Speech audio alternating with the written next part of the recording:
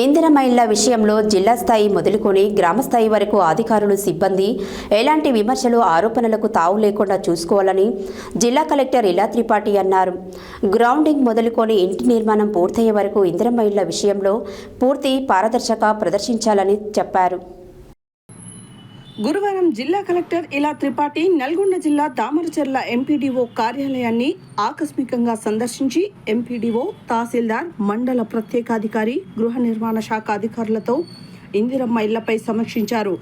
లబ్ధిదారులు ప్రభుత్వ నిబంధనల ప్రకారం ఇందిరమ్మ ఇండ్లు నిర్మించుకునేలా చూడాలని, ఇండ్లు నిర్మించుకున్న వారికి నిబంధనల మేరకు వివిధ స్థాయిలలో చెల్లింపులు చేయాలని, ఇళ్ల నిర్మాణంలో విమర్శలు, ఆరోపణలకు ఆస్కారం ఇవ్వొద్దని చెప్పారు. ఇందిరమ్మ ఇండ్లు వచ్చిన లబ్ధిదారులు వారి ఇంటి నిర్మాణాన్ని త్వరగా పూర్తి చేసుకోవాలని, ఇందిరమ్మ ఇండ్ల నిబంధనలకు లోబడి ఇల్లు నిర్మించుకున్న వారికి మాత్రమే బిల్లుల చెల్లింపులు జరుగుతుందని, ఈ విషయంలో లబ్ధిదారులు, ప్రజాప్రతినిధులు, ప్రజలు అందరూ సహకరించాలని కోరారు.